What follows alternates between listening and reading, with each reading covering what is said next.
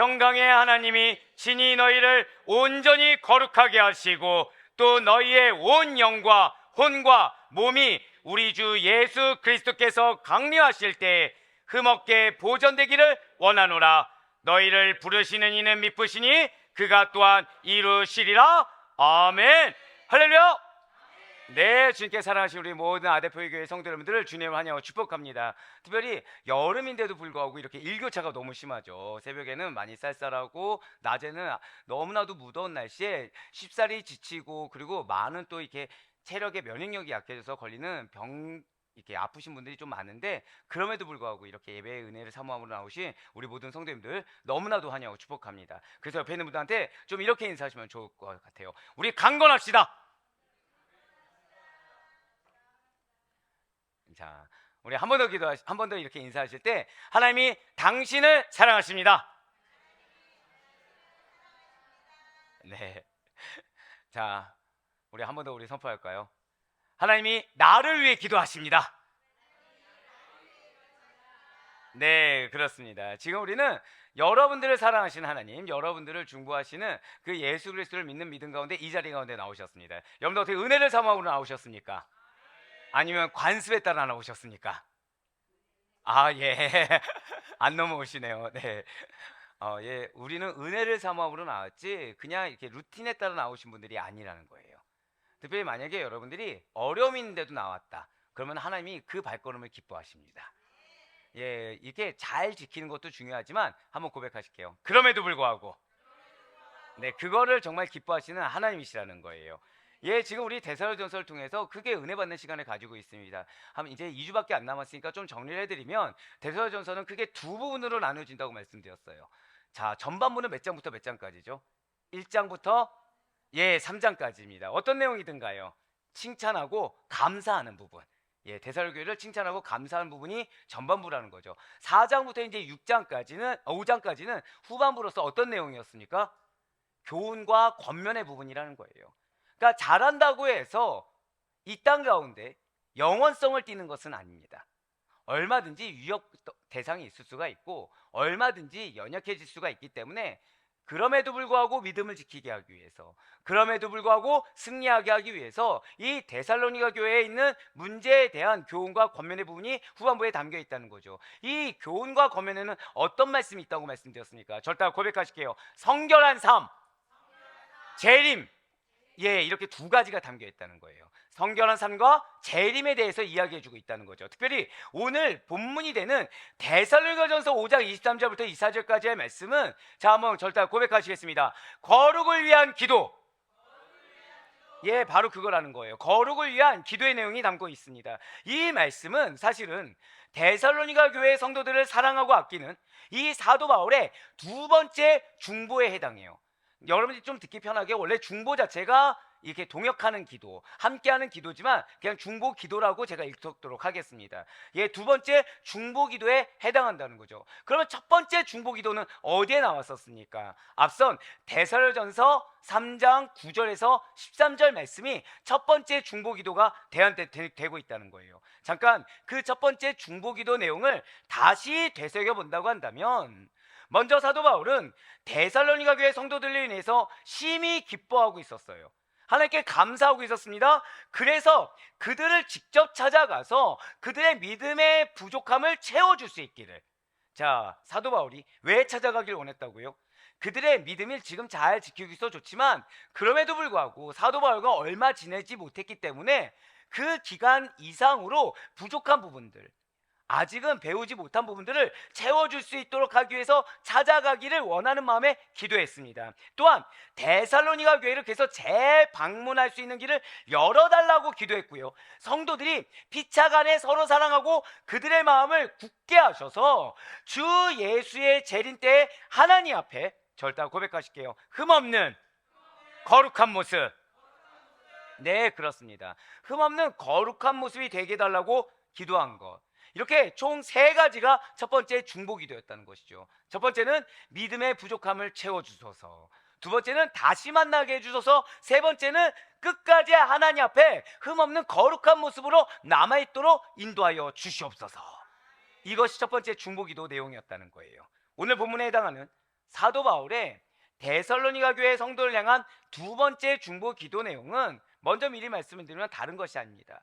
먼저 평강의 하나님께서 이 데살로니가 교회 성도들을 거룩하게 하기를 원하셨어요.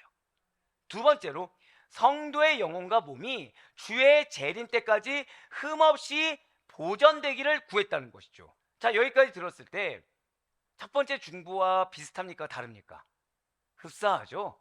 예, 나왔던 내용이 또 나오고 있어요. 자, 성경에서 반복된 건 무엇이다? 중요하기 때문이에요. 결국 지금 사도 바울이 성도에게 있어 가장 중요한 것은 무엇입니까? 거룩하게 되는 거예요. 흠없이 보존되는 것입니다. 또한 성도의 보존에 대해서 성도의 보존을 누가 이루십니까? 하나님이 이루어주십니다. 그 하나님을 향한 신뢰를 고백하고 있다는 거예요. 사실 이 신뢰는 대단한 겁니다. 왜냐하면 여러분들 혹시 그 누군가에 대해서 신뢰가 깨어져 보신 적이 있습니까? 그 바로 나오면 보통 이제 오해하게 되죠. 아, 저분이 가족의 누군가를 갑자기 신뢰가 깨진 적이 있나 보다 라고 오해하게 되는데, 아니, 농담입니다.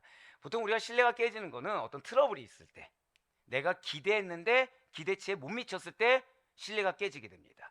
자, 그런데 지금 아까 데살로니가전서 3장에서 이 첫 번째 중보가 나왔을 때는 이해할 수 있어요. 왜냐, 1장에서 3장까지 무엇이 있었다고요? 칭찬과 감사가 있었으니까 당연히 구할 수 있습니다. 그런데 지금 데살로니가 교회에 문제가 있었습니까? 없었습니까? 그럼에도 불구하고 문제거리가 있었다는 거예요. 물론 그것이 오늘날 또는 갈라디아 교회, 고린도 교회에 비할 때는 염려지만, 이것이 문제라고 할 수도 없지만 어쨌든 문제거리 가운데서도 성도에 대한 연약함이 보였다는 것이죠. 그 성도에 대한 연약함이 보였음에도 불구하고 그 성도가 끝까지 보존되는 것, 끝까지 거룩해지는 것을 신뢰하고 있다는 거예요. 자, 사랑하는 여러분들, 바로 여기에 사도 바울과 우리의 차이가 있다는 것입니다. 사도 바울은 지금 성도를 향한 신뢰일까요? 하나님을 향한 신뢰일까요? 그걸 믿으셔야 된다는 거예요. 여러분들에게 가정을 허락하셨습니까? 여러분들에게 교회를 허락하셨습니까? 학교를 허락하셨습니까? 기업을 허락하셨습니까? 사람을 보아서는 안 됩니다. 인간적인 환경을 봐서는 안 됩니다. 하나님이 붙여주셨다고 한다면 저따가 고백하시겠습니다. 이유가 있다. 그걸 신뢰하는 거예요. 하나님이 붙여주셨으면 이유가 있는 것입니다. 그래서 내 마음에 어려움이 있을 수 있어요. 내 마음에 기대가 안 찰 수도 있습니다. 그렇지만 중요한 건 무엇이라고요? 하나님이 붙여주셨다는 거예요. 하나님이 허락해 주셨다는 것입니다. 그러면 지금 잠시 잠깐은 어려움이 있고 답답함이 있고 괴로움이 있을 수 있어도 우리는 한 가지는 놓치지 않을 수 있다는 거예요. 여러분들 하나님 믿으십니까? 여러분들 하나님 신뢰하십니까? 그거는 놓치지 않을 수 있다는 거예요. 하나님을 전 인격적으로 신뢰해야 된다. 그것이 오늘 사도 바울이 이야기하고 있다는 거예요. 네, 그렇습니다. 사도 바울은 성도를 부르신 하나님. 자, 지금 뭐라 말씀드렸어요? 그냥 하나님이 아니라 한 번 더 고백하실게요. 나를 부르시고 영혼을 부르셨습니다. 네, 맞아요. 나를 부르시고 영혼을 부르신 하나님은 신실하신 분이라는 거죠. 믿을 수 있는 분이라는 것입니다. 그래서 하나님께서 비록 내 눈에는 연약함이 보이고 내 눈에는 답답함이 보이고 내 눈에는 염려거리가 보이지만 성도를 거룩하게 보존하시는 그 일을 친히 이루실 것을 나는 믿는다라고 하면서 구하고 있다는 거예요. 기도는, 중보는 바로 이겁니다. 중보가 뭐라고요?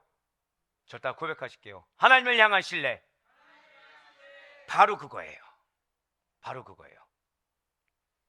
사단이 저를 공격할 때가 있습니다. 기도할 때.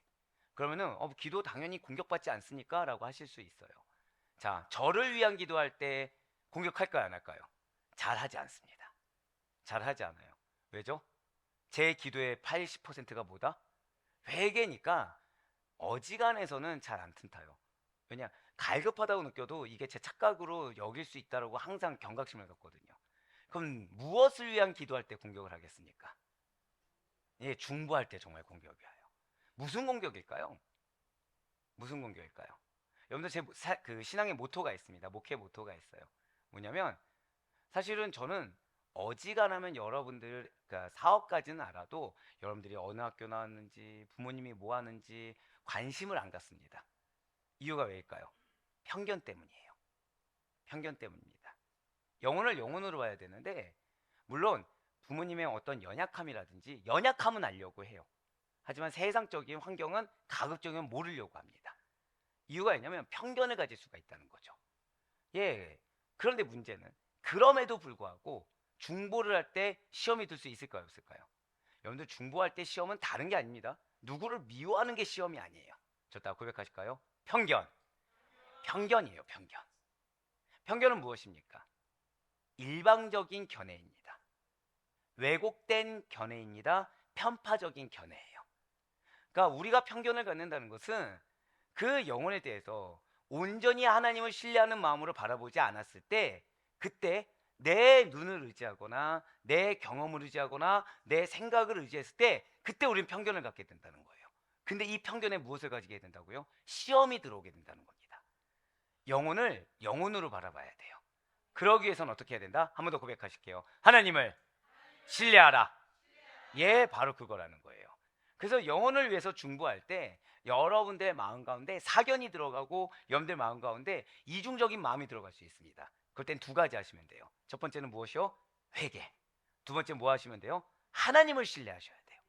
하나님만을 신뢰하겠습니다. 그 하나님이 그 영혼을 변화시킬 줄 믿습니다. 이러시면 안 된다는 거예요. 여기 아멘 나오시면 안 된다는 겁니다.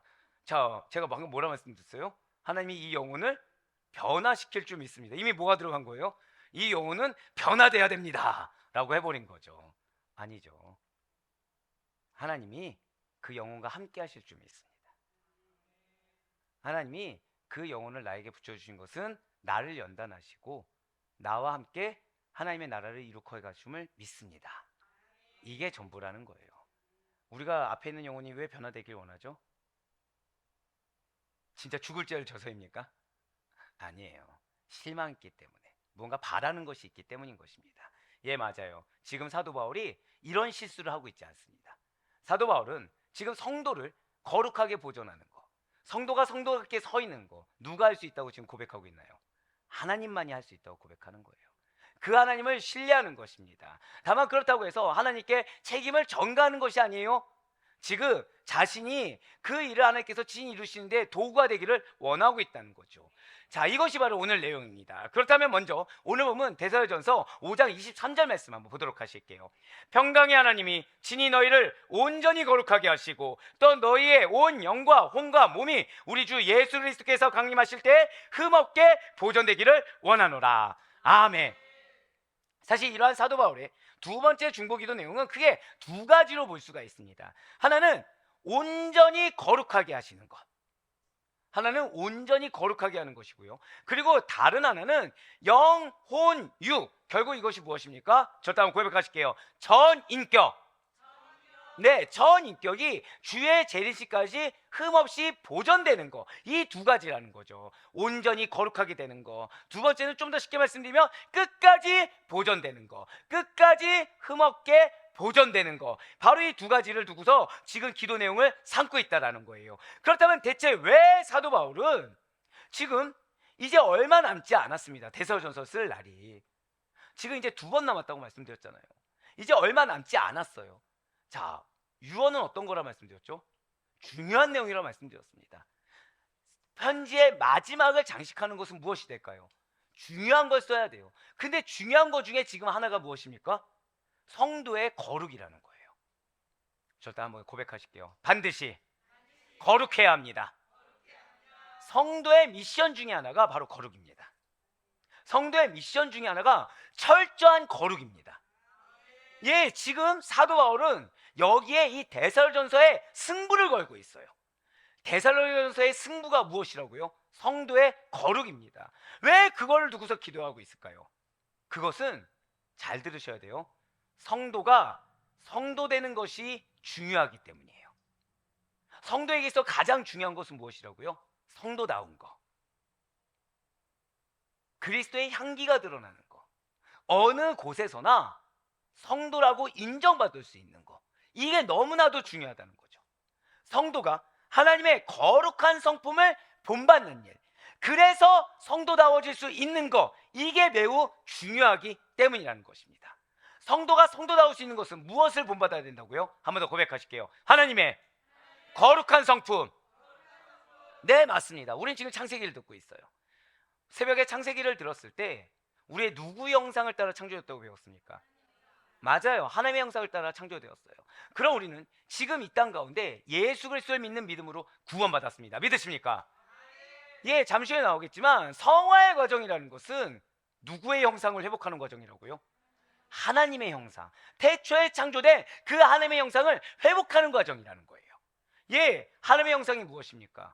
거룩한 성품을 지니신 하나님의 향기, 거룩한 성품을 지니신 하나님의 행실, 그분의 마음, 그분의 뜻, 그것을 의미한다는 거예요. 결국 우리 삶을 주장하는 것은 하나님의 거룩한 뜻이 되어야 되는 것입니다.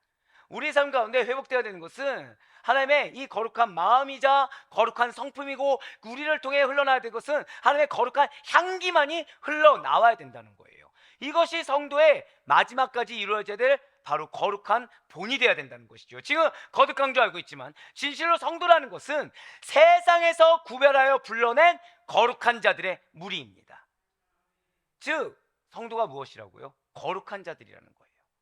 교회는 이 거룩한 자들의 무리인 것입니다. 세상에서 구별되어야 돼요. 세상과 어느 부분이 일치성이 있어서는 안 됩니다. 세상의 성향 버릴 수 있어야 돼요. 교회는 교회다워야 됩니다. 교회가 교회다운 것은 한 단어로 표현하자면, 한 번 더 고백하실게요. 거룩해야 한다.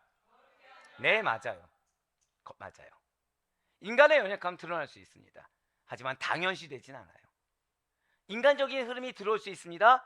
하지만 이것이 당연시 되지는 않는 공동체가 바로 거룩한 주의 몸 된 교회라는 거예요. 사도 바울은 데살로니가 전서를 통해서요, 바로 이렇게 성도가 성도다워야 될 성도, 하나님의 형상을 회복하는 성도들에게 다양한 영적 원리와 개념, 그리고 성도가 이 땅 가운데 살아가면서 발생할 수 있는 문제들, 그의 해결에 따르는 방안과 방법 등에서 제시하면서 계속해서 권면한 바 있습니다. 그렇다면 사도 바울의 이러한 데살로니가 교회 성도들을 향한 지금까지의 자신의 그 모든 권면들이 효력을 갖기 위해서는 무엇이 필요한 것입니까?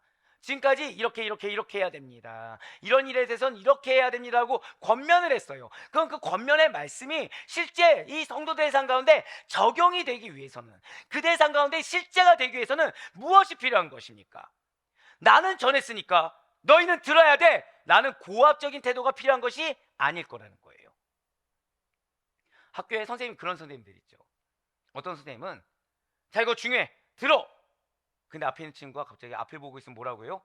왜 필기 안 해? 들어! 이거 꼭 시험에 나온다니까! 하는 선생님도 있는 반면에 계속 적용시켜주고 계속 이해시켜주는 선생님이 있습니다. 진도는 누가 많이 뺄까요? 앞에 계신 선생님이 많이 빼겠지만 학업 성취도는 누가 좋을까요? 뒤에가 좋다는 거예요. 물론 여기서 갑자기 몽둥이가 약입니다 라고 하시면 할 말이 없어지지만 사실은 그게 아니죠. 성도의 삶 가운데 지금까지의 자신의 권면이 효력을 갖기 위해서는, 이 학생의 학업 성취가 올라가기 위해서는 무엇을 넣게 될까요? 왜 아까 후자 일일이 적용시켜주고 다른 분들이 2마디면 끝날 거를 막 20마디, 30마디 해가면서 학생들에게 이해시키는 선생님에 우리가 무엇을 느낄 수 있는 거예요? 이 선생님은 우리를 사랑하는구나, 진짜 우리를 생각해 주는구나, 우리를 지금 열정을 다해주고 있구나 라는 무엇이 생기는 것입니까? 신뢰가 생긴다는 거예요. 그 상대방에 무엇이 느껴져요? 사랑이 느껴진다는 거죠. 마찬가지입니다. 지금 사도 바울이 자신이 전한 메시지가 잘 적용되기 위해서, 그것이 효력을 발생하기 위해서는 이 사도 바울에 대한 신뢰와 사랑이 우선되어야 되는 것이 필요하다는 거예요. 사도 바울이 전한 내용 그 자체도 이 데살로니가 교회 성도들에게 도움이 될 만한 내용들을 전해야 된다는 거죠. 이러한 요소들도 중요하지만 사도 바울의 데살로니가 교회 성도들에 대한 그 자신의 권면이 효력을 갖기 위해서는 빼놓지 말아야 할 가장 중요한 요소가 따로 있다는 거예요. 그것이 무엇이겠습니까? 사도 바울의 어떤 사랑, 그리고 데살로니가 성도들이 사도 바울을 향한 신뢰, 이런 것도 중요하지만 더 중요한 것은 여러분들을 향한 권면이 효력을 발휘하기 위해서는 반드시, 자, 절대 크게 고백하실게요. 하나님의 역사하심, 그게 필요하다는 거예요. 그게 필요합니다. 사실 이제 어떤 이제 후배 사역자한테 그런 얘기를 들어본 적이 있어요. 목사님의 사역을 보면 생명 걸고 하는 것 같다. 그 다음 말을 들으시면 이거 그 다음 말이 뭐냐면 그러다 보니까 오래 목회는 못 하실 것 같다. 아멘이 안 해주셔서 감사합니다. 예, 지금 예, 걱정이 되는 거예요. 그분들이 봤을 때. 근데 이렇게 해야 되는구나라고 생각을 하면서 아델포이 교회 성도님들은 얼마나 행복할까라는 생각이 들었다는 거예요. 생명 걸고 사랑하고 생명 걸고 이렇게 열정을 쏟고 생명 걸고 기도해 주시는데 속으로 물론 할 말이 많았지만 좋지만은 않습니다. 네, 갈 길이 멉니다 하고 싶었지만 네. 그러니까 상대가 그런 걸 느꼈을 때 그러니까 그 친구는 결국 뭐 하고 싶은 거예요? 우리 교회 오고 싶은 거예요. 지금 와서 사역을 배우고 싶은 겁니다. 물론 자기는 롱런하고 싶대요. 네. 롱런하고 싶대요. 자, 그 친구는 지금 뭘 느끼죠? 제가 생명 걸고 하는 걸 느낀다는 겁니다. 그러면서 물어보는 거예요. 왜 그렇게까지 하시냐? 예를 들면 설교에 텐션을 조금 떨어뜨려도 목도 보호할 수 있을 것 같고 기도도 좀 사실 한두 시간 덜 한다고 해도 다른 분들에 비해서 더 많이 하시는 편인데 그래도 되지 않습니까? 라고 했을 때 제가 뭐라고 했을까요? 나를 생각하고 역사를 기대하면 안 돼 라고 했어요. 제가 뭐라고 말씀드렸다고요? 나를 생각하면서 성도에 대한 하나님의 역사를 기대하면 안 돼. 이거예요. 원리는 되게 간단하죠. 예수님이 우리를 구원하시기 위해서 무엇을 치르셨습니까? 대가란 걸 치르셨어요. 목자의 사명, 리더의 사명은요. 절 따라 고백하실게요. 기쁘게, 당연하게 대가를 치르라. 그거예요. 그거예요. 기쁘고 대가를 치를 수 있다는 게 기쁜 겁니다. 대가를 치를 수 있는 영혼이 있다는 게 기쁘고 당연한 게 돼야 된다는 거예요. 예, 맞습니다. 하나님의 역사하심은 분명히 있습니다. 근데 그 역사하심을 위해서 그 대가라는 것이 뭐 그렇다고 해서 전 재산을 바치십시오, 지금 당장 할복하십시오 이런 게 아니겠죠. 내가 내려놓을 수 없는 거 내려놓는 거, 내가 불가능하다고 여겨지는 거 가능케 하는 거, 이게 가장 필요하다는 거예요. 제가 제일 연약한 게 제가 뭐라고 말씀드렸습니까? 제 뭐가 가장 많다고 말씀드렸죠? 맞아요. 식탐이 많아요. 저는 그렇게 안 보이시지만 저 살 얼마큼 쪘는지 아시잖아요.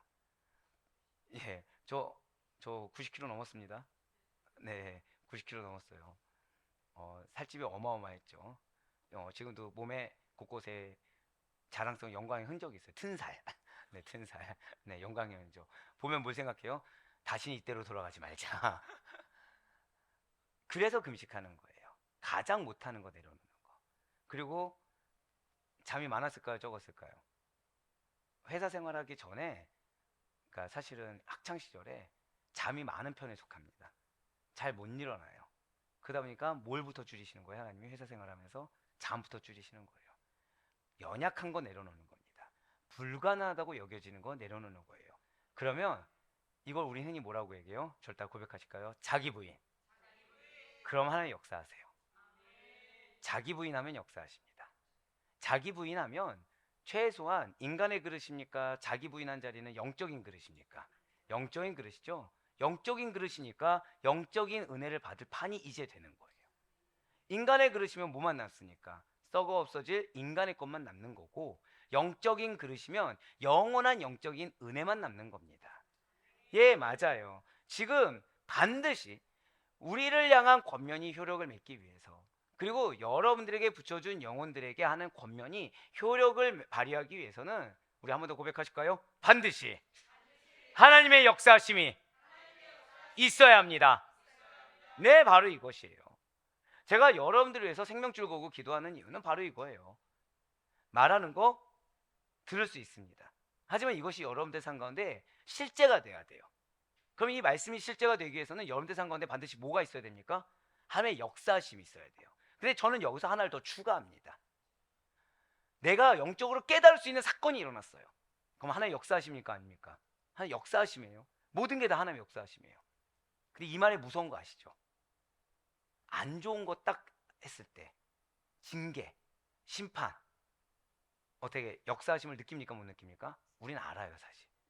근데 저는 기도가 그래서 우리 성도님들을 긍휼히 여겨달라.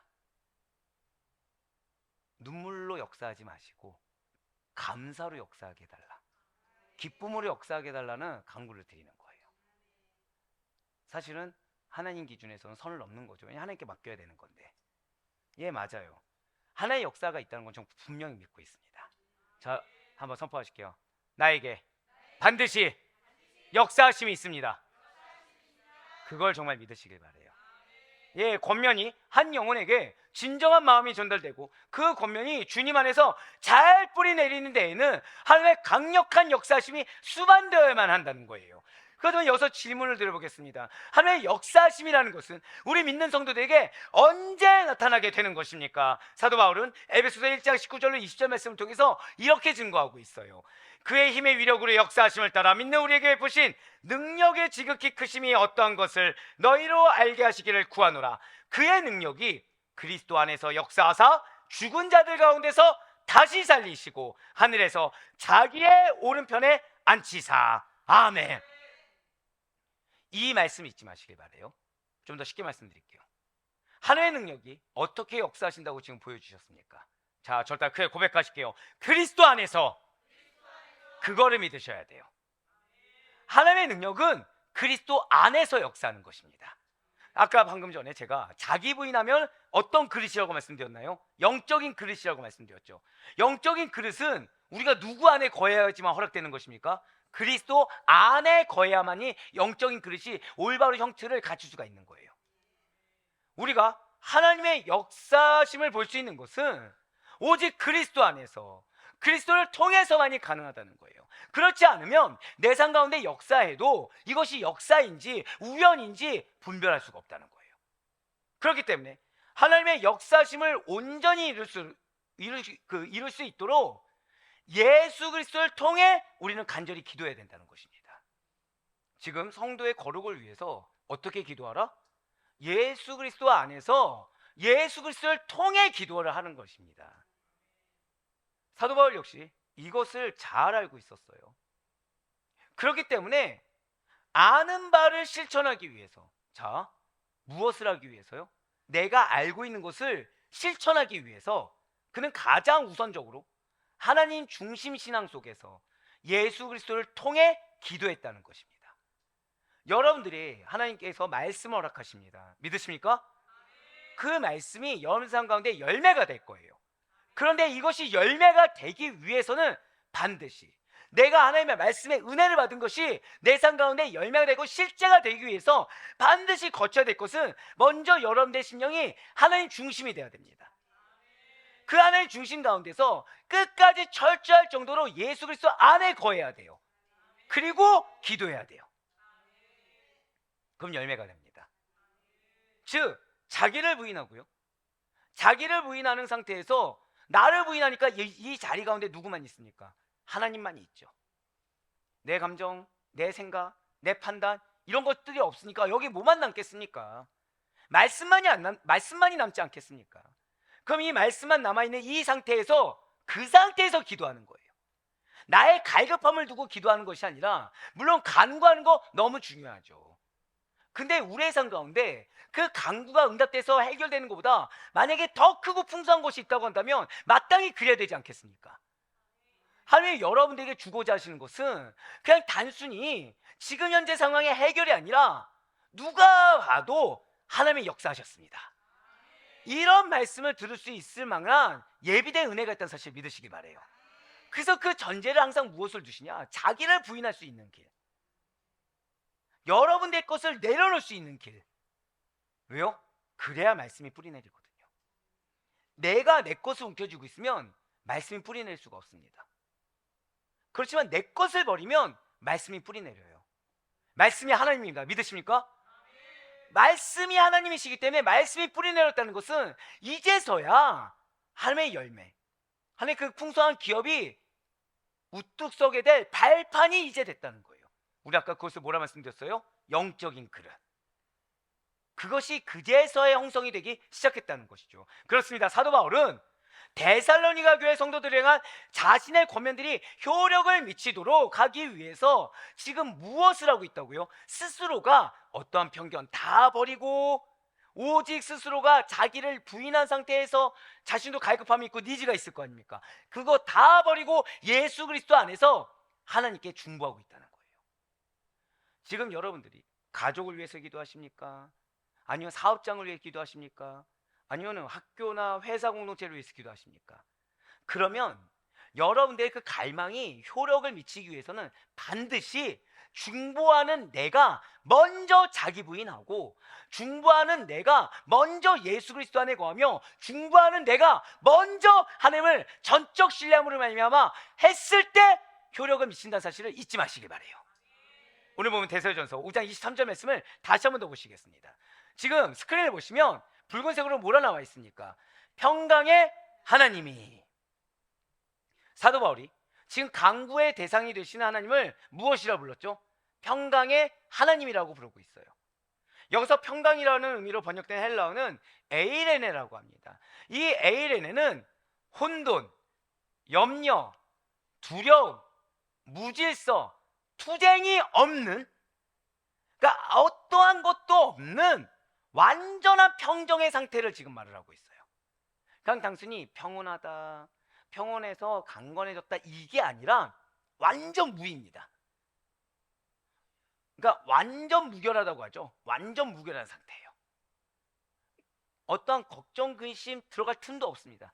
그냥 평강, 그냥 평정의 상태예요. 이러한 평강은 하나님께서 지으신 여러 속성 중에 하나라는 것이죠. 그러니까 인간이 이 평강을 누릴 수 있습니까? 없습니까?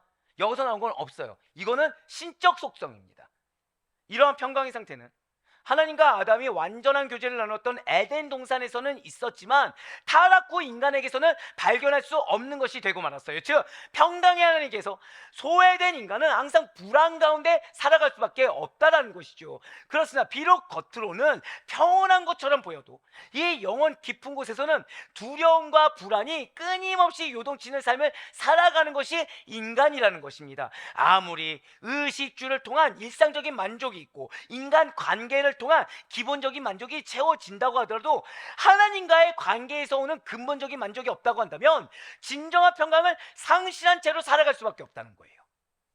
그러나 예수 그리스도께서 당신의 그 대속의 죽음을 통해 하나님과 인간 사이에 가로막혀 있던 담을 허무심으로 말미암아 인간은 다시 하나님과의 평강을 회복하게 되었습니다.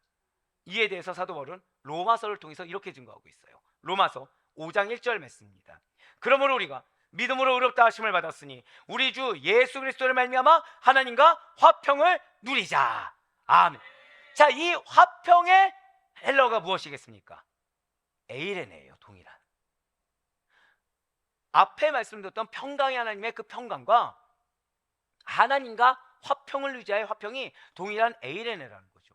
즉 인간 세상에서는 누릴 수 없는 평안이라는 것입니다. 그것을 하나님이 주신다는 거예요. 즉 세상이 줄 수도 없고 세상이 감히 알 수도 없으며 측정할 수도 없는 그 놀라운 평정과 평안이 여러분들의 것이라는 사실 잊지 마시길 바래요.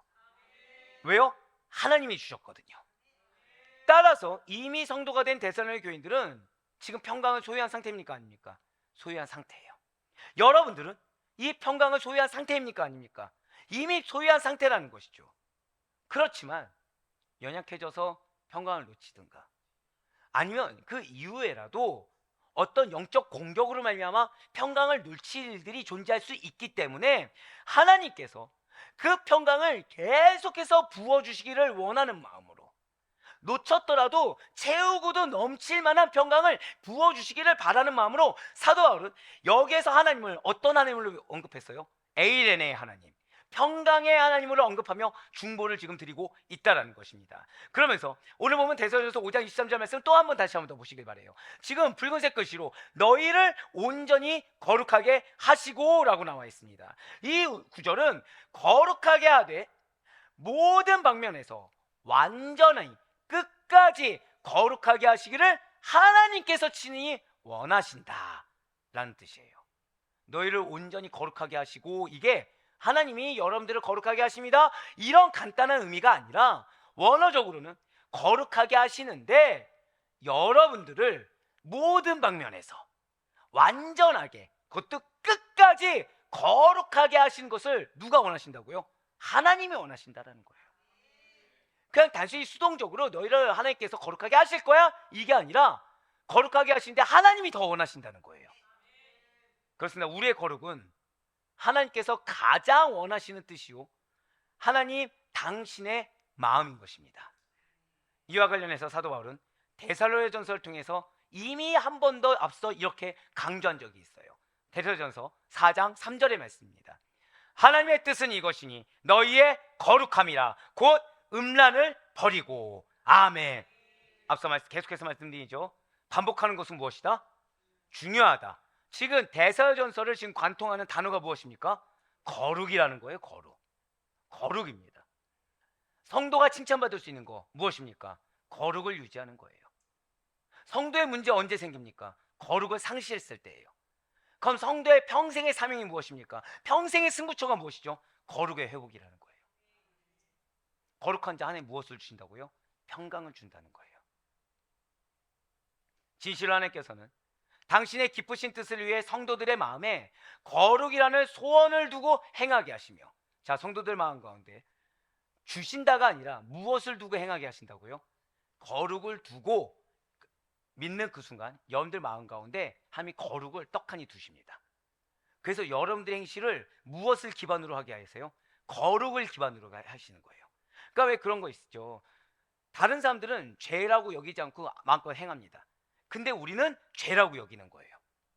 다른 사람들은 이거에 대해서 왜 이런 걸 못하지? 라고 하는데 우리들은 이거를 행하는 데 있어서 거리낌이 느껴지는 거. 그게 왜요? 우리 마음 가운데 거룩을 두셨거든요. 우리의 행실이 그 거룩을 기반으로 나온 행실이어야 되거든요. 그게 바로 당신의 기쁘신 뜻을 위해서 성도들의 마음에 거룩이라는 소원을 두고. 자, 근데 거룩을 두시고라고 안 하고 무엇이라 두셨어요? 소원. 소원은 무엇이죠? 바람입니다. 소원은 뭐죠? 성취하면 좋은 것입니다. 거룩이라는 성취하면 좋은 것을 두시고 또 이거를 행하게 하시며 모든 영역에서 완전한 성화를 이루도록 주도하시는 것입니다. 자, 모든 영역에서 무엇을 이룬다고 말씀드렸습니까? 성화. 성화가 무엇인가요? 여러분들 성화하면 뭐가 생각나십니까? 하나님의 형상을 닮아가는 거. 50점 드리겠습니다. 네. 그러니까 뭐 답이 맞는데 오늘 제가 지금 드리는 질문의 답은 조금 더 좀 적나라하길 바래요. 여러분들 성화라고 하면 뭐가 생각나십니까? 자, 하나님의 형상 나왔으니까 이제 하나님의 거룩함이 나왔죠. 왠지 저 뒤에서도 뭔가 하나님이 나올 것 같은데. 자, 다 나와야 될 단어가 하나 안 나왔어요. 네? 변화. 좀 비슷하게 갑니다. 예, 완전함을 추구하는 거죠. 성화가 무엇입니까? 왠지 이제 좀 있으면 십자가도 나오고 또 이제 회개도 나오고. 여러분들 성화는 죄와의 싸움입니다. 평생 걸쳐서 이룩하는 거예요. 칭의, 성화, 영화. 알고 계시죠? 자, 우리 지금 영화의 단계에 들어갈 수 있습니까? 없습니까? 없죠. 구원의 완성이라는 건 언제 이루어진다고요? 저 천국에 갔을 때. 그 이 땅 가운데는 무엇을 가고 있다고요? 성화의 과정을 겪는 거죠. 이 죄와의 싸움의 과정. 이것을 우리는 뭐라고 해요? 거룩해 가는 과정이라고 하는 겁니다. 예, 맞아요. 모든 영역에서 완전한 성화를 이루도록, 즉 여러분들의 삶 모든 영역에서 완전한 성화를 이룬다. 결국 영화의 단계에 다다를 수 있도록 주도해 주신다는 거예요. 그 근간이 무엇이라고요? 거룩입니다. 거룩이에요. 그래서 사도 바울은 성도의 거룩을 주도하신 하나님께 데살로니가 교회 성도들의 거룩을 위해서 지금 중보를 드리고 있는 것입니다. 그렇습니다. 진실 하나님께서는 성도의 성화를 이루도록 친히 주도하십니다. 그렇다면 성도는 성화에 있어서 어떠한 역할을 감당해야 되는 것입니까?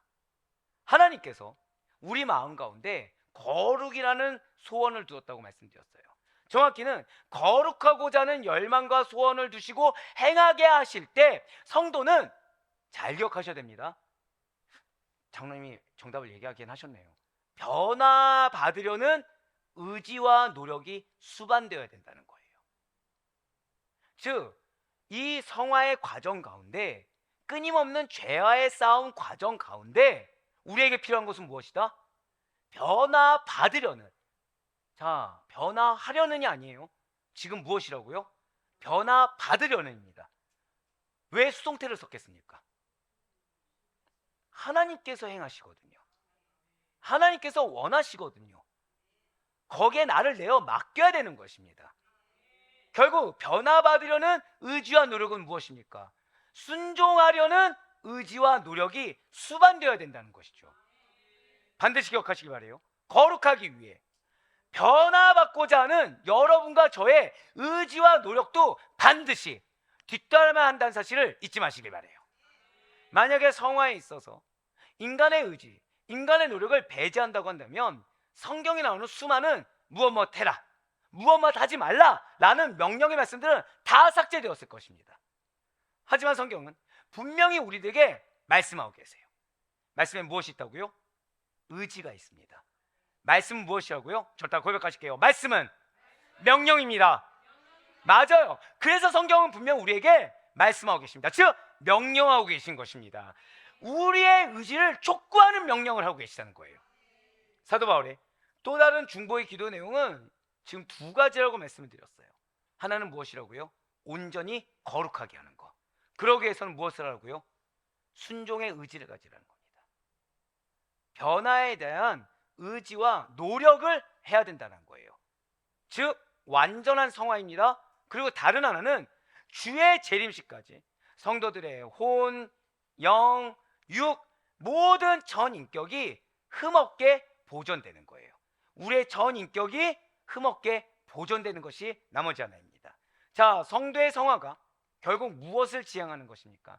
전 인격적인 성화를 지향한다라고 말을 할 때 그것은 단순히 영혼이 성화됩니다. 그러니까 왜 그런 거 있죠? 마음은 원인데 육신이 약하다. 이 말 뒤에 숨는 분들이 많습니다.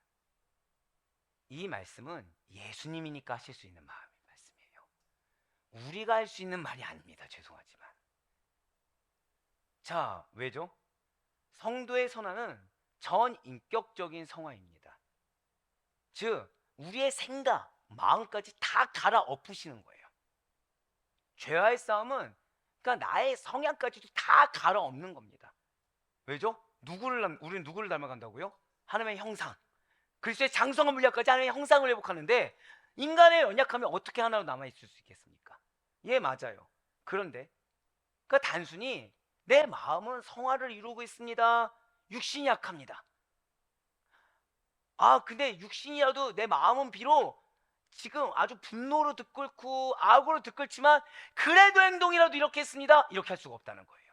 즉 단순히 영혼의 성화나 혹은 육체의 성화에만 국한되는 것이 결코 아니라는 거예요. 그러니까 우리가 앞서 말씀드렸던 그 두 가지 핑계를 댈 때 부끄러워해야 되는 것입니다. 두 가지 핑계를 댈 때 우리는 빨리 이것이 정상이 아님을 알고 회개할 수 있어야 된다는 거예요. 리더는요, 최소한 성도가 아니라 리더라고 한다면 하나님께서 친히 택하서 구별하여 거룩하게 구별된 존재로 부른 거에 끝난 것이 아니라 영혼을 책임지는 직분자요 리더라고 한다고 한다면 단순히 하나만 이루고자 나머지 하나를 버려야 된다라는 이런 마음에서 벗어날 수 있어야 된다는 거예요. 예, 맞습니다. 마음, 영혼, 육체, 정신 등과 같은 모든 것을 포함한 전인적인 성화를 지향하는 것을 지금 의미하고 있다는 거예요. 결국 리더는 무엇입니까? 철저해야 돼요. 리더는 철저하게 내가 지금 영혼을 맡고 있다, 내가 직분자다라고 하면은 철저하게 하나님께 맞춰야 됩니다. 철저하게 하나님 원하신 대로 지금 방금 여러분들 뭐라 말씀하셨죠? 아멘 할 수 있어야 된다는 거예요. 내 마음까지도, 내 생각까지도. 그러니까 내가 감정이 어려워요. 감정이 어려운데 무언가를 행했어요. 그럼 우리 대부분 어떻게 얘기하죠? 어깨에 그래도 힘이 들어갑니다. 왜죠? 어려운데도 불구하고 한 거거든요. 근데 그것은 그렇지가 않다는 거예요. 그것은 오히려 내가 성령님의 존재를, 하나님의 능력을 평가절하하고 있는 것입니다. 오히려 그럴 때 내 마음도 다잡아야 돼요. 마음도 빨리 하나님께 맡겨야 됩니다. 또는 마음은 있는데 내 육신이 괴롭다, 육신이 연약하다, 이때 육신까지 어떻게 맡겨야 된다고요? 하나님께 맡겨야 돼요.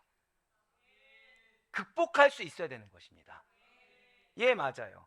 이는 곧 마음이 깨끗하고 거룩하며 영혼이 고결하고 한결같으며 몸이 선할 일에만 몰두하며 생각이 깊고 맑은 경우를 두고 하는 말이 바로 전인적인 성화를 지향한다라는 의미가 된다는 것이죠. 만약에 우리가 영혼의 성화만을 목표로 기도에만 충실한다든지 또는 이렇게 말씀 보는 것만 충실하고 현실 가운데 나에게 주어진 사명을 소홀히 한다든지 혹은 몸의 성화만을 목표로 해서 절제된 생활에만 충실하지 이 마음 가운데는 온갖 악한 생각, 악한 감정적으로만 이게 치우치고 있다고 한다면 아니면 마음의 성화를 목표로 해서 도덕적인 수양에만 충실하고 내가 어떤 행동적으로는 거룩하지 않은 행동들을 아무렇지 않게 한다고 생각한다고 한다면 이것은 굉장히 어리석은 생각이라는 것입니다. 즉 어느 한쪽으로 치우쳐서 행하거나 생각할 수 없다라는 거예요. 어느 한쪽으로 매몰될 수도 없다라는 것입니다. 왜요? 우리의 사명은요, 좋다 고백하실까요? 온전한 성화. 맞아요.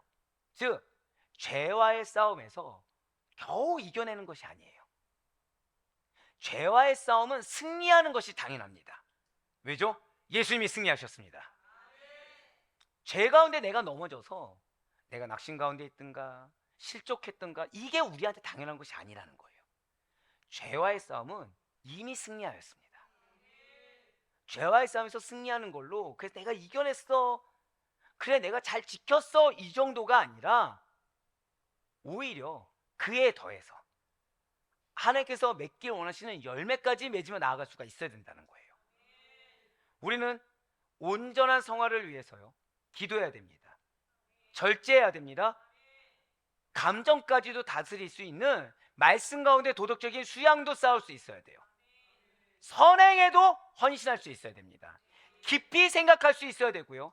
감정도 하나님께서 주시는 평정 가운데 걸 수 있어야 됩니다. 즉 두루두루 다 훈련받아야 된다는 거예요.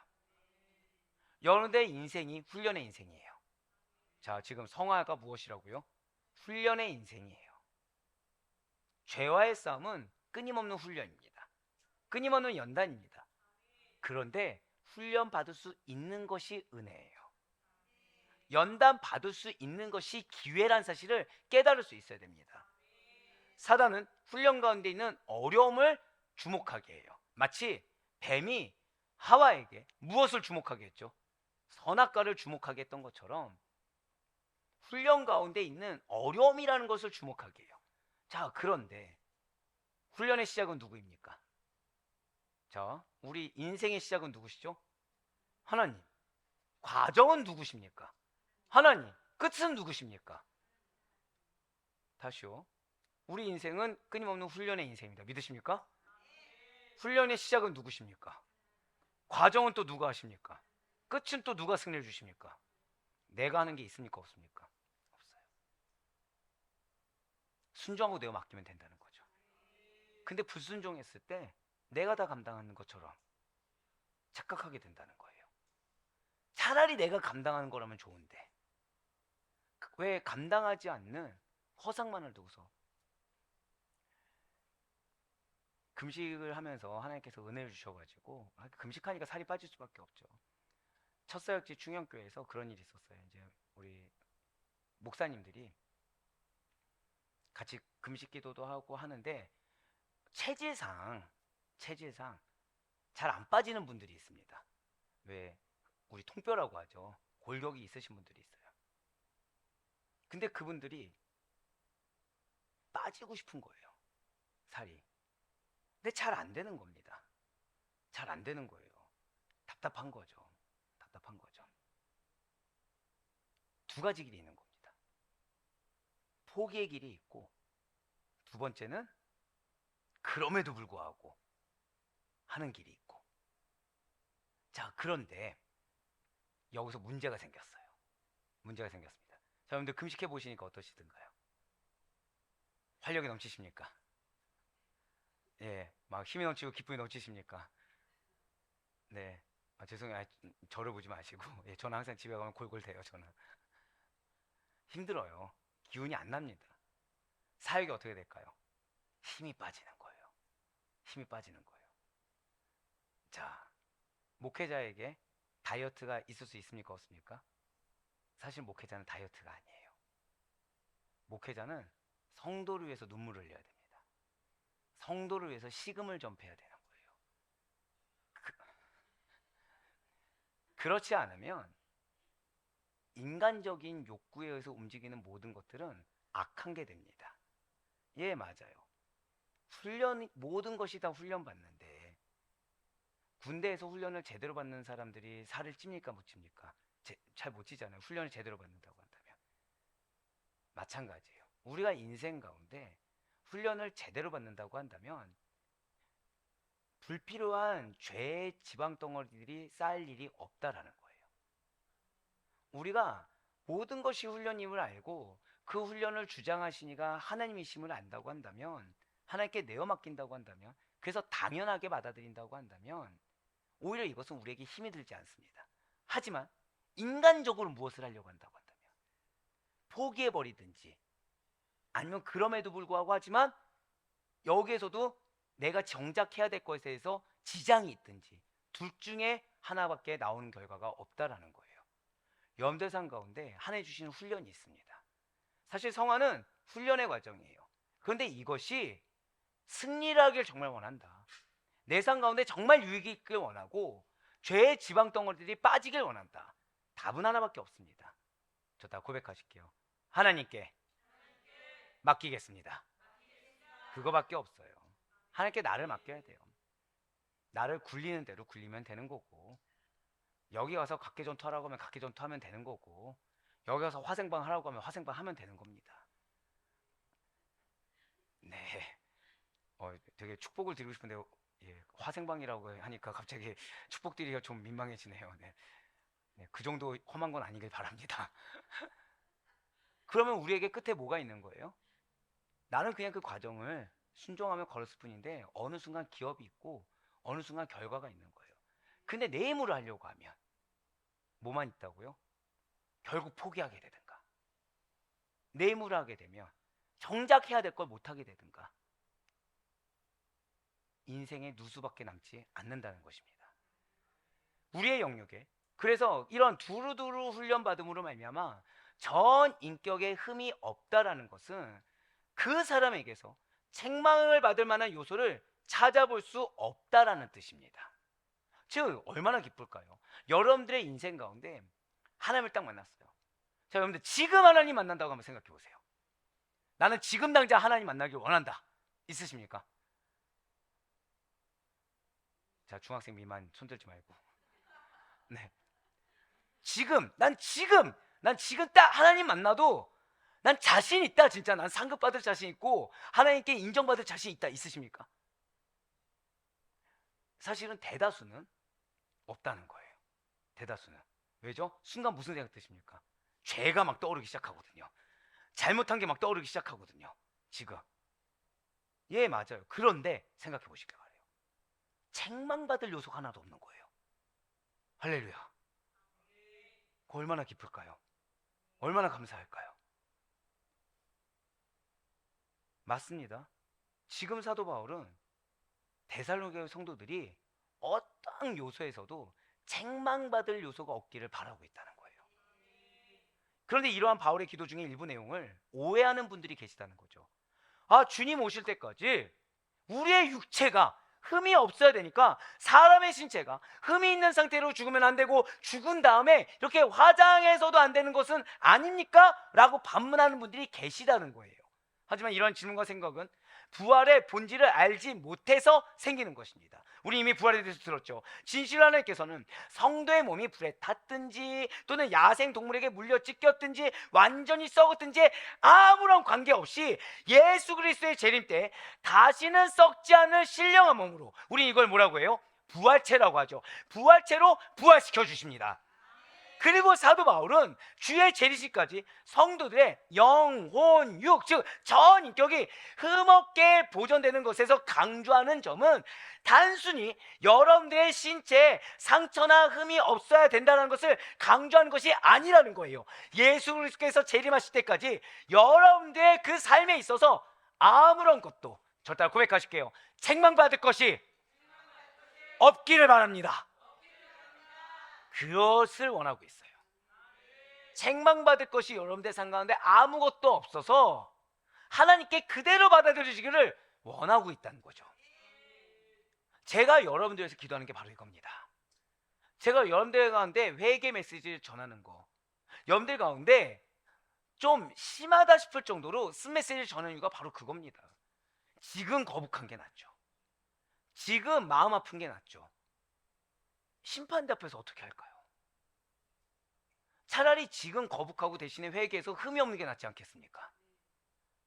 그리스도의 보혈은 흠 자국조차 남지 않습니다. 그리스도의 보혈은 그 부분이 오히려 강건하게 주의 은혜로 도배되는 것입니다. 맞습니다. 이렇게 되기 위해서 무엇이 필요하다고요? 우리의 의지와 노력이 필요하다는 거예요. 말씀을 실천하고자 하는 거, 회개의 마음을 받아들이고 회개를 실천하는 거. 진실로 우리는 그리스도의 재림의 때에 완성될, 저따라 고백하실게요, 나의 거룩함을 바라보라. 바로 그거예요. 우리는 예수 그리스도의 재림의 때에 완성될 나의 거룩함을 바라보며 현재의 삶 속에서 성화를 이루어 나가도록, 그러니까 나의 거룩함의 완성을 바라보고 지금 나의 부족하고 연약함을 개선해 나가고 고치며 정결하고 거룩해 나아가도록 의지를 가지고 노력을 게을리해서는 안 된다는 것이죠. 성화의 삶을 위해 의지를 갖고 노력할 수 있는 여러분과 제가 되길 간절히 소망합니다. 경건에 이르기 위해서 힘쓸 수 있는 여러분과 제가 되길 바라요. 이것이 곧 주님의 명령이기도 하다는 것입니다. 한 번 더 고백하실까요? 경건에 힘쓰라. 그래서 사도 바울이 이렇게 강권하고 있습니다. 디모데전서 4장 7절의 말씀입니다. 망령되고 허탄한 신화를 버리고 경건에 이르도록 내 자신을 연단하라. 아멘. 사랑하는 성도 여러분들, 진실로 성도의 삶은 그 자체가 점진적인 성화의 과정입니다. 우리들은 사실은 급진적인, 일시적인 그런 것들을 바라요. 그러니까 갑자기 특별 은혜가 막 내려지길 바라고요. 갑자기 사람이 180도 확 변하기를, 이런 걸 바란다는 거죠. 하지만 성도의 삶은요, 그 자체가 점진적입니다. 노력은 배신하지 않더라고요.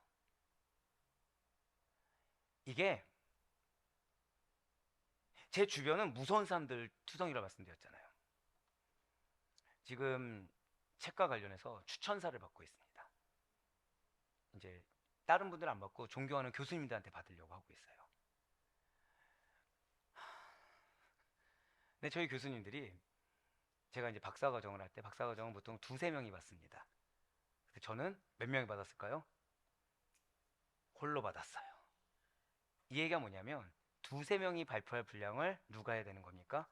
혼자 다 해야 돼요. 자, 교수님들이 여지를 봐줄까요? 안 봐줄까요? 이것이 은혜라는 거예요.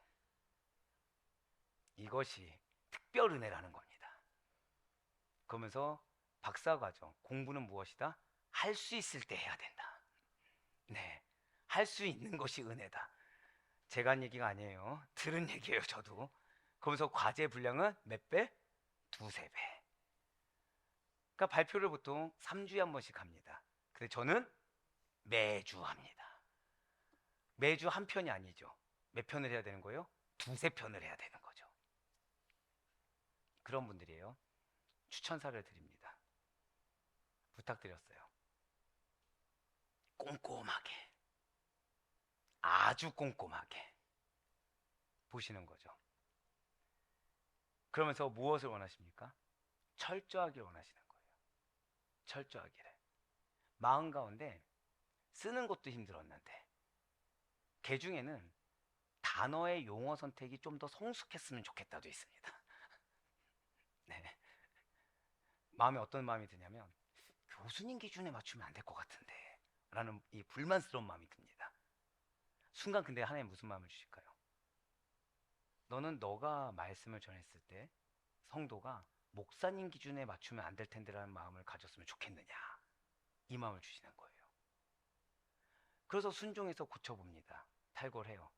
어떨까요? 갑자기 내용이 이게 내가 쓴 게 맞아? 라고 할 정도로 그 단어 하나 바꾼 게 갑자기 풍성해지는 거예요. 사는 여러분들, 하나님이 때로는 여러분들한테 과도한 것처럼 느껴지는 요구를 주실 때가 있습니다. 근데 그럴 때는 절 다 고백하실게요. 반드시 이유가 있습니다. 더불어서 박사과정 3년 동안에 과도한 과제를 했다고 생각했어요. 불합리했다고 했습니다. 근데 제가 욕심이 많아요. 욕심이 많아요. 왜냐면 저는 약간 그런 게 있습니다. 내가 이렇게 걸었으니 너도 이렇게 걸어야 된다라 얘기하길 바라는 마음이 있어요. 네, 진짜 있습니다. 그래서 지금 저희 두 전도사님이 죽으려고 해요. 왜냐면 저는 그냥 은혜를 했습니다. 다만 결과가 수석이었을 뿐이에요. 우리 전도사님 이번 시험 수석하실 거잖아요. 장학금 당연히 받으실 거잖아요. 네, 이렇게 그러면은 고개를 떨구죠. 네, 고개를 떨구죠. 그러니까 약간 그런 욕심이 있어요. 그런데 지난 1년간 정말 힘들었거든요. 뭐가 도움이 되었을까요? 그 과제물들이 다 도움되는 거예요. 그때 그 공부했던 것들이 말씀을 보고 연구하고 하는데 정말 도움이 됐던 겁니다. 그러니까 그 3년의 과정을 겪지 않았으면 전 1년 동안 이 일주일 내내 아침 말씀까지 치면은 16편 이상의 설교를 할 수가 없었을 거예요. 근데 그 3년의 연단의 과정이 전혀 헛되지 않은 것을 경험한 1년이었다는 것이죠. 사는 여러분들, 여러분들의 지금의 삶이 하나님께서 작정하신 연단의 과정의 삶일 수 있습니다. 그것이 너무나도 괴롭고 일도 잘 안 되는 것 같고 무언가 내가 지금 괜히 희생만 하는 것처럼 느껴질 수도 있을 거예요. 불합리한 것처럼. 마치 혼자 하는 것도 이거 진짜 억울해 죽겠는데 원래 혼자가 아니었거든요. 갑자기 박사는 어지간해서 같이 들어오면은 그만둔 일이 없어요. 휴학 없습니다. 보통 2년 정도 하고 휴학하지. 누가 한 학기 하고 휴학합니까? 근데 한 학기 하고서 동기가 갑자기 휴학을 해버렸어요. 자, 언제 복귀했을까요? 복학 언제 했을까요? 졸업하고서. 예, 진짜로요. 이런 뭐 말도 안 되는 상황이 어디 있어요. 근데 이유가 있는 거예요. 여러분들을 향한 연단은 한 번 더 고백하실게요. 반드시 이유가 있습니다. 맞아요. 이유가 있습니다. 우리의 삶은 반드시 이유가 있는 점진적인 성화의 과정이에요. 지금이 연단의 시간을 넘기지 않으면 이 다음 스텝을 갈 수가 없고 이 다음 스텝에서도 아멘으로 순종하지 않으면 이 다음 스텝으로 갈 수가 없다는 거예요. 그 누군가가 부러워하고 누군가가 이해 안 되는 그 놀라운 일들을 이룰 수가 없다는 겁니다. 하지만 하나님께서는 누가 봐도 저다 고백하실게요. 나를 통해 역사하십니다. 그 말씀을 듣길 원하신다는 거예요. 여러분들을 바라본 누군가가 하나님이 역사하셨구나. 이거 외에는 어떤 답이 나올 수 없는, 이거 외에는 설명할 수 없는 그러한 은혜의 열매를 주길 원하신다는 사실을 믿으시길 바래요. 그래서 자기 부인 원하는 거예요. 그래서 내려놓기를 원하는 거고, 그래서 잠잠히 인내함으로 순종하기를 원하시는 것입니다. 이걸 어떻게 인간적으로 이해할 수가 있겠습니까? 앞서 말씀드렸잖아요. 총신 역사상 교수님들이 그러시더라고요. 저 같은 사례가 없대요. 총신 역사상. 괜찮아요. 끝났으니까. 네. 그럼 저는 무슨 생각이 들까요? 기대라는 게 생깁니다. 자, 총신 역사상 이런 일이 없으면 뭘 기대요? 긍휼의 손길, 자비의 언어. 근데 오는 건 무엇이었다고요? 동일한 채찍, 동일한 무게감. 두세 명이 지어야 될 수레를 혼자 지고 가야 되는. 근데 지금 생각해 보니까 은혜였고 하나님의 도우심이었고 그 안에 도우심을 이룬 결과를 어디서 발휘하게 하셨어요? 졸업하고서 1년 뒤인 아델포이에서 발휘하게 하신 거예요. 그래서 우리의 거룩한 삶은요, 반드시 하나님의 주도하심이 있습니다. 그 하나님의 주도하심에 따라 당신의 직접적인 개입으로, 자, 누가 직접적으로 개입하셨어요? 하나님이 직접적으로 개입하셨어요. 자, 우리가 거룩하지 않으면 그분의 직접적인 개입을 받아들일 수 있습니까? 없습니까? 없어요. 그러니까 내가 받아들일 수 없는 거는 딱 하나입니다. 아, 내가 지금 거룩하지 못하구나. 내가 지금 올바로 믿음 가운데 서 있지 않구나 라는 반증이 되는 것입니다. 그럼에도 불구하고 직접적으로 개입하셔서 완성을 향해 나아가는 길을 우리가 지금 걷고 있음을 믿으시길 바라요. 그래서 지금 내 눈에 보이는 현상이 끝이 아닙니다. 내가 지금 당한 느낌이 팩트가 아니에요. 마치 하와가 선악과를 바라본 감정과 느낌이 진실이 아니었던 것처럼 지금 내가 느끼는 체감도는 진실이 아닙니다. 그럼에도 불구하고 어떤 사람은 성도가 그리스도를 믿음으로 이미 구원을 받았으며 의롭다고 인정받았기 때문에 더 이상 거룩함을 위한 노력은 필요 없는 거 아닙니까? 라고 생각하고 있어요. 거룩함이라는 거 하나의 속성인데 그거 인간의 노력 아닙니까? 신적 노력 어떻게 감히 감당합니까? 라고 한다는 거예요.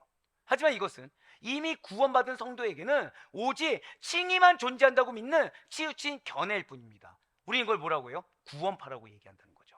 또 어떤 분들은 성도의 성화란 오직 그리스도의 재림의 때에 완성되는 것이기 때문에 시간이 흐르면 자동적으로 이루어지지 않겠습니까? 라고 생각하고 한다는 거예요. 그래서 믿음은 자유한 겁니다. 믿음은 그렇게 구속된 것이 아닙니다. 하나님이 하시는 건데 왜 인간이 자꾸 그렇게 하는 것입니까? 자동적으로 하나님께서 이루어 가시는 것입니다 라고 하면서 뭐라고 하죠? 실상은 방만하게 자기 감정대로 자기 욕구대로 행동한다는 거예요. 이러한 앞선 전자와 후자의 생각과 행동은 결국 죄를 범하는 거예요. 어떤 죄입니까? 성령을 근심하게 하는 죄. 우리가 얻어야 할 완전한 성화라는 것은요, 이 세상의 모든 유혹과 시험, 죄악에서 벗어난 장소, 즉 먼지 하나 없는 무균실로의 도피나 피난이 결코 아닙니다. 자, 우리의 점진적인 이 성화의 과정, 이 연단의 과정이라는 것은 무엇이에요? 어느 한쪽만 치우쳐서 할 수 있는 것도 아니고 자연스럽게 완성될 것도 아니고 피해서 이루어질 것도 아니라는 거예요. 오히려 더 적극적으로 죄와 유혹과 시험과 싸워 승리하는 것입니다. 그렇습니다. 죄와의 싸움이 성화의 과정이며 순종함으로 하나님의 역사를 이루는 것이 성화의 과정인 거예요. 우리의 성결과 거룩은 모든 유혹에서 벗어나 자유가 아니라 계속되는 유혹을 이기는 능력으로 성취할 수가 있습니다. 예, 죄송하지만 우리의 삶은 계속되는 유혹이 있을 거예요. 계속되는 유혹. 이 유혹에서 하나 이겨냈다고 끝이 아닙니다. 계속되는 유혹이 있지만 우리는 반드시 승리할 것입니다. 그리고 그 영적인 싸움은 결코 혼자 감당하는 것이 아니에요. 경건에 이르는 연단의 과정에 우리 주님께서 늘 항상 함께하고 계시고 힘과 능력을 지금 이미 주고 계시다는 사실을 믿으시길 바라요. 이미 사도 바울이 원했던 것처럼 여러분들에게 경건의 능력을 기름 붓듯이 부으시고 평강을 부으시고 계시다는 사실을 반드시 믿으시길 바랍니다. 이러한 사실을 오늘 보면 데살로니가전서 5장 24절이 증거하고 있다는 거예요. 24절 말씀입니다. 너희를 부르시는 이는 미쁘시니 그가 또한 이루시리라. 아멘. 지금 사도 바울이 데살로니가 교회 성도들의 그 거룩을 위한 중보 기도를 하나님께서는 반드시 이루어 주신다는 사실을 믿고 있어요. 바울이 한 기도는 결코 불확정적이거나 절망적인 부르짖음이 아닙니다. 그의 기도의 대상이 되시는 하나님은 미쁘십니다. 그리고 그분은 믿음직스러우세요. 그분은 신실하십니다. 신실한 하나님께서는 거짓이 없으세요. 오직 신실하신 당신의 속성에 따라 언제나 약속하신 바, 우리에게 말씀하신 바를 행하시고 마는 분이 바로 여러분과 저의 하나님이시고 데살로니가 교회 성도들의 하나님이신 것입니다. 그렇기 때문에 오늘날 우리들의 신앙이 결코 헛된 것이 될 수가 없어요. 오늘날 이 자리를 지키고 있는 여러분들의 이 시간이 결코 헛된 것이 될 수가 없어요. 이러한 우리의 믿음에 대해서 성경은 무엇이라고 증거합니까? 히브리서 기자가 이렇게 증거합니다. 우리 다 같이 히브리서 11장 1절 말씀 다 같이 읽도록 하겠습니다. 시작. 믿음은 바라는 것들의 실상이요 보이지 않는 것들의 증거니. 아멘. 네, 맞아요. 어떤 분들은 그런 얘기합니다. 내가 이만큼 기도했는데 결국 나한테 남는 것이 없더라고요. 잘못됐습니다. 믿음은 현재 우리의 눈앞에, 현재 지금 내 손에 쥐어져 있는 것이 결코 아니에요.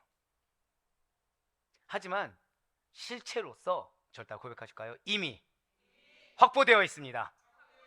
맞아요. 그거 믿는 거예요. 그거 믿는 거예요.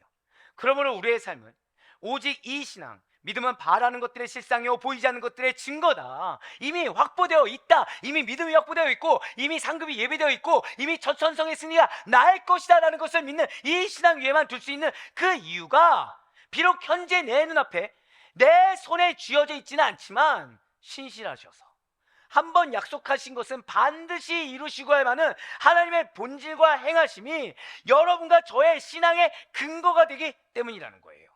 우리는 이 신앙 위에 나의 삶을 두는 것입니다. 내 위에 두는 것이 아니에요. 내 지식, 내 경험에 두는 것이 아닙니다. 믿음 위에 두는 거예요. 그럼 우리 사랑하는 성도 여러분들, 이러한 하나님의 본질상 신실하심과 한번 약속하신 것을 반드시 이행하시는 그분의 행하심을 볼 수 있길 바라요. 내 생각을 보지 마세요. 내 감정을 보지 마세요. 인간적인 것들을 보지 마세요. 하나님의 행하심을 보세요. 하나님의 약속을 보세요. 약속하시면 이루십니다. 시작이 하나님이시면 끝도 하나님이십니다.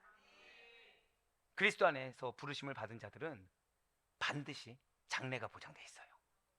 내가 포기하지 않는 이상 장래가 보장되어 있습니다.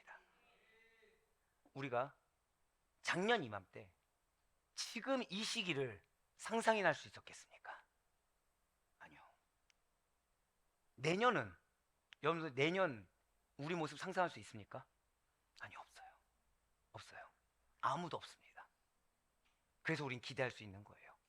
세상은요, 예측할 수 없으면 불안합니다. 믿음은 오히려 예측할 수 없어서 신뢰할 수 있는 거예요.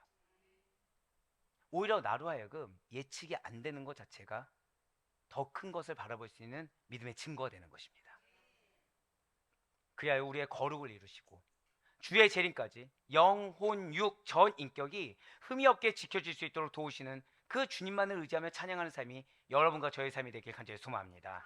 그래, 바로 꺼놓기는 이 놀라운 위로의 말씀, 이 놀라운 진리의 말씀 무엇입니까? 거룩을 이루라. 평강 가운데 거하라. 내가 이루리라.